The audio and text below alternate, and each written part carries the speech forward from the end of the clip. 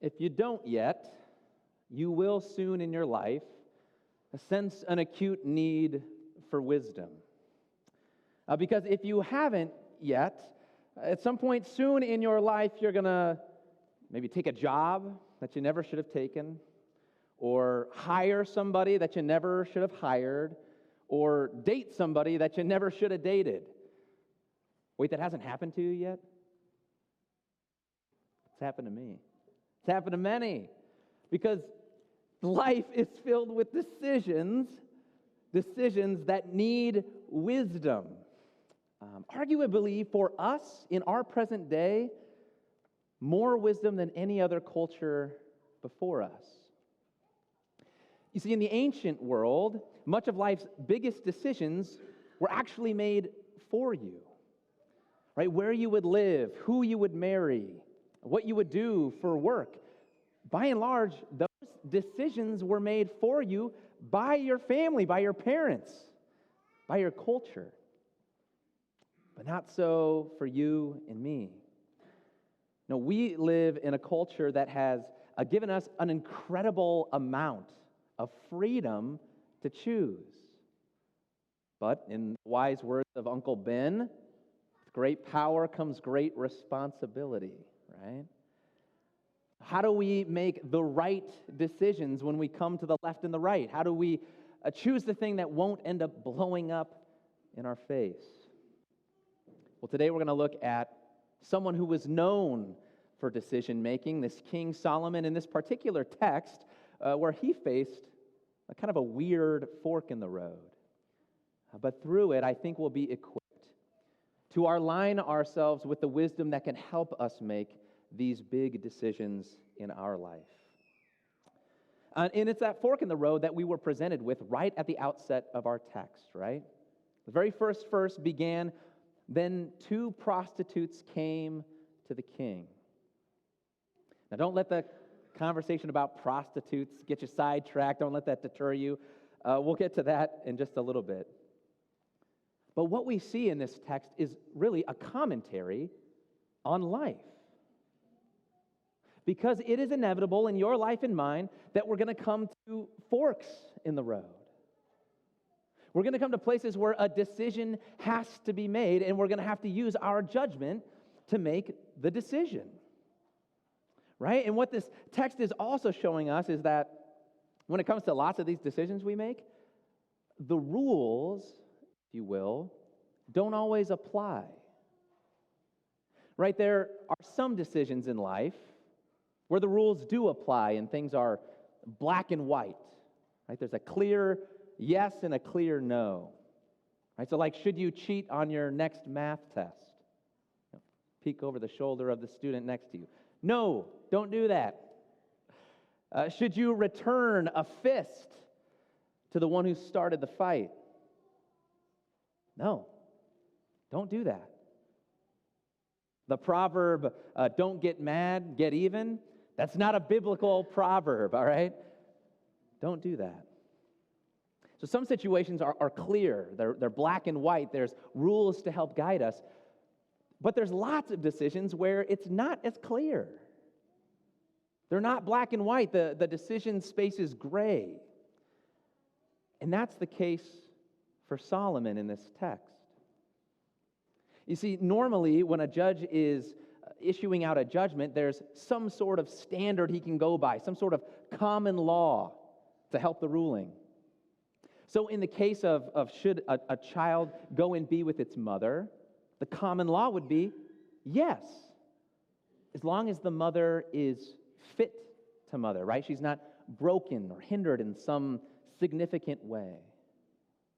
So, for instance, if you have two mothers vying for the same child, and one mother comes from a middle socioeconomic class, has a good relational support and resources to care for the child, and the other mother comes from lower class and is violent and maybe volatile, you have a sense of direction, right? Of which mother to go with. It's an easier choice. But as our text said, both of these women are coming from the same circumstances. They're both of a lower class. They're prostitutes. They're marginalized people. They likely don't have much in the way of resources financially or relationally. So that's not going to help. Okay, well then in a case, maybe you have corroborating evidence to go with one woman or the other. Verse 18 in our text said, wait, they were alone. And this is what happens in life, right? Inevitably, you're going to face a fork in the road. And both options on either side of this fork are going to be saying the same thing. Pick me. How are you going to know what to decide? How are you going to have this wisdom? Where are you going to get it? It may be helpful to see how wisdom works, right? Especially when we consider how biblical wisdom is understood. Because the reality is, you have wisdom already. It's just a matter of knowing what wisdom you have. Right? So in the Bible, the way that wisdom works, the Hebrew word chachma, it's kind of a fun one to say, chachma. Wisdom is seen not as like this abstract thing that you can possess or not possess, but rather a skill. Or you might think of it as training. Right? The way a wisdom gets used in the Bible, it'll often talk about those in the arts had wisdom to perform their artistry, or wisdom to build the structures that they built. The book of Proverbs, which is one of the kind of classic pieces of biblical wisdom literature, begins by saying, a son came before his father to listen to his instruction. See, so what the Bible is telling us is that wisdom doesn't happen in a vacuum. Wisdom is always connected to an authority. You learn wisdom. You are giving yourself to your ultimate source of wisdom. There's another piece of ancient literature known as the Wisdom of Sirach. It came pre-New Testament, and in that piece of literature, the man who finds wisdom says, "Come to me, you who want wisdom, and lodge in my house of learning. Buy it for yourself without money, and bend your neck to the yoke. Be ready to accept discipline, and see for yourselves the great rest and peace that I have found." He says, bend your neck to the yoke. And that's what the Bible says, right? Your wisdom, your ultimate source of wisdom, is whatever you bend your neck to. So what is it that you are really yoked to? What is it at the bottom of your decision-making flow chart that determines whether you're going to go to the right or to the left? I'll give you some examples. So, for instance, let's say your ultimate source of wisdom is experience. More than anything else in life, you're kind of operating by the idea of FOMO, right? The fear of missing out. How is that going to impact your decisions? Well, you'll find yourself probably never sitting like on a park bench, silently sort of taking in the scenery. That's too bland, that's too boring. You'll want to continually fill yourself with things that are exciting and enthralling. You might find yourself staying up far too late most weeknights and waking up far too groggy for work the next day because you're trying to make up for all the time that you lost dealing with life's responsibilities. But in the end, what you'll find is that in that chase of sensationalism, it takes more and more to keep you from being bored. And I don't know if you've seen some people in our world, even the face they make while they're supposedly taking in this exciting content, they sort of look doled out. Another example would be popularity. If that's your ultimate source of wisdom, then what you're going to find yourself doing is chasing recognition, even when it goes against your better judgment. You'll make decisions that go against the grain of your conscience because you know that by doing those things, you'll catch an eye, maybe the right eye. You'll find yourself saying things that you never thought you would say, or doing things that you never thought you would do. And ironically, what you'll end up doing is receiving recognition, but that's thin and hollow. The recognition that you're chasing may have been there with your true friends, those who are closer to you. But if popularity is your ultimate source of wisdom, you'll end up leaving those relationships to please others, but never quite holding on to it. You're always needing to impress. It's a thin recognition. I'll give you one last example. The example of parenthood. Now, when I say parenthood, I don't mean seeking to raise up your children in the way that is best for them. What I'm talking about is if you live your life, and maybe you've even heard people say this, that I live for my children, that they are the ultimate reason for why I get up in the morning. Because here's the problem: if your children are the ultimate source of your wisdom, you're going to try and do everything that brings them the most happiness, or everything you think is going to make them flourish the most. And so you might end up putting them in all sorts of activities and experiences so they have an abundant life. And you may end up pushing them into things that they never would have chosen for themselves, or never wouldn't even really fit them well, because you want it for them. And unfortunately, if a kid is smothered too much, by the time they gain their own independence and leave home, there may be more space between you and them than you were after, the whole reason you were after it. You see, all these things undermine themselves ultimately, and that's sort of the brilliance of Solomon in this text. That's what he exposes when he brings out the sword. He shows that for one woman, motherhood is her idol. It's the thing she wants more than anything, even more than the child itself. She's so unhappy at the thought that her rival would have motherhood and that she wouldn't, that she is willing to give up the child.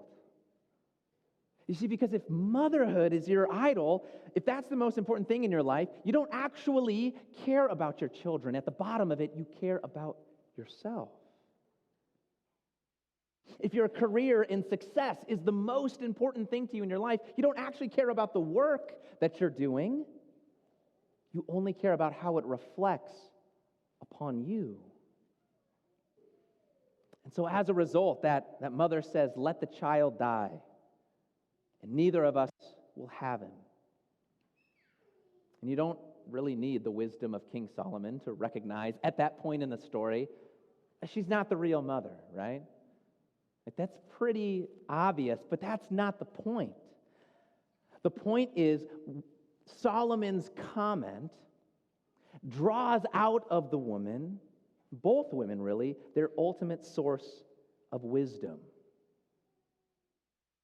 By Solomon's question, he shows us what the yoke of the woman was.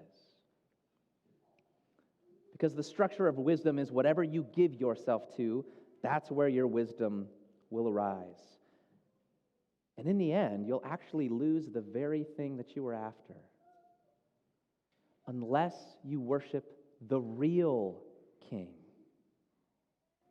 Unless you worship the one who ordered our life. Because as we worship him, we find ourselves in line with the real warp and woof of reality. The Bible teaches that if anything except Jesus Christ is the true king of your life, then the wisdom of your life is actually foolishness. But that's not what you're going to encounter when you walk out the doors of this place, right? The world is going to tell you exactly the opposite. It's going to say, you need these things. It's going to tell you if you don't have these things, your life is somehow less significant, less valuable, less worthy. You're missing out. The world is going to tell you to go chase all of these things and don't stop until you have them. And it's embodied by that woman in the story, the wisdom of this world. But has not God made foolish the wisdom of the world? This is the backwards principle we see in this story, is that the wisdom of God and the wisdom of the gospel is that the way up is down. The first woman, she reveals the essence of wisdom, the secret of salvation, the meaning of everything. The second woman, she reached for something and she lost it. But the first woman, she demonstrated godly wisdom because she gave something away and she gained it. See, true wisdom is that the way up is down. The way to find your life is to lose it. You want real power? Go serve. Humble yourself. Submit yourself. You want real freedom? Love your neighbor. Give up things for them. You want to be rich? Give away your wealth. See, the first woman in the story, she gave that motherhood away and she got it back in its purity. It was safe with her and she was going to conduct that motherhood well. Can you imagine if the other mother would have received the child? That would have been horrible. The way she demonstrated her value system for the child. And you see, this reveals the structure, really, of our experience with wisdom in the world. Because in every problem that you and I face, there's a sword. There's a sword hanging over something, and the question is, which woman will we be? Sometimes in life, there's going to be a sword hanging over something very dear to us. So that we might even be tempted to say, God, how could you do this? How could you take this thing from me? And we'll be tempted in those moments to think that way, to think, oh God, if you really loved me, you wouldn't act this way. But look at how the first woman responds. Right? When he comes out with a sword, she doesn't say, no, Solomon, you can't do this. She says, please, my Lord, let her have the child. She's poised. There's no bitterness in her soul. She's willing to make that sacrifice. Some of you in this room would like to be married. And until you get married, there's a sword hanging over it, right? That's the reality. And the problem really only comes if you are insistent upon it. If it's just the thing you have to have. You see, the reality is if that's the way you approach it, you're going to end up probably latching yourself with someone who you would have been wiser not to marry, not to connect with it. If that's your ultimate thing that you need, if you're insistent upon it, you're going to end up killing the person that you marry. Not literally, I hope. You'll kill and yourself. You'll lose the very thing you're after. Because that's not your ultimate source of wisdom. You have to give up your insistence upon it. Give up your insistence upon a happy family. Give up your insistence upon a happy career. Do what the first woman is doing. Do what Solomon is doing. Do you stop to consider that? Look at Solomon. He's the king of Israel. Why is he meeting with two prostitutes? I mean, is anyone screening his calls? This doesn't make sense. We would expect a king, to be walking around with sort of a pride and this awareness of who he is and who he can govern and who can really have access to him, but not Solomon. He leads with a servant heart, with humility. He takes a look at two nobodies and he treats them as if they're somebody. By the end of the text, it says all of Israel is in awe of him, but that's not what's important to him. See, if you try and chase honor, you'll never get it. You try and grab parenthood, you lose it. But if you give it up, whatever you get back will be safe. It is yours from God. God gives it. And maybe today you're looking at this woman and her courage to give up her child, and you're saying, yeah, Pastor Kevin, I see what you're talking about, and maybe they were courageous enough, but I'm just not. Maybe you're even able to identify what that thing is in your life that you want more than anything, and you just don't know how you're ever supposed to give that up. But you need to know something. You have a resource that this woman never had. You know something that she doesn't know, that she didn't know, that can melt your heart into an even greater poise than her, a greater sacrifice than even the one she made. Because you know who the true king is and who the true servant is. The one who said, not like the wisdom of Sirach, come to wisdom's yoke, but who said, come to me, all who are weary and burdened, and I will give you rest. I am the true king. I am wisdom itself. And if you make Jesus the true king of your heart, you will have true poise. Because he's the only king that can't be taken from you. You see that every other thing in life you're always chasing. It's always not quite in your grasp. Or if it is in your grasp, you're nervous in the service. Will I keep up the look? But no power of hell, no scheme of man can ever pluck you from his hand. It's amazing to see what this woman did. You see what she did?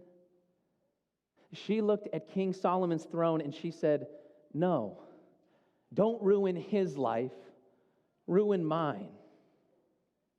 Don't tear this child in two, tear me into two so that he can have hope and joy in his life. I'll give up mine. But don't you see there was someone greater than her who looked up at God's eternal throne. And he looked at us and he saw that sword of judgment hanging over your head and mine. And he said, no, don't take their life, take mine. Don't tear them into, tear me into. Take all of my joy and all of my hope so that they can have joy and hope. He went so much further down than that woman. And so he was exalted that much higher. He went so much further down so that he could give us more than anyone else ever can. Do you see him doing that for you? Have you understood what he gave up for you? Has that begun to melt your heart? He's the only king who can forgive you, the only king you can't lose. And if you have him as your true king, you will be utterly wise. In Jesus' name, amen.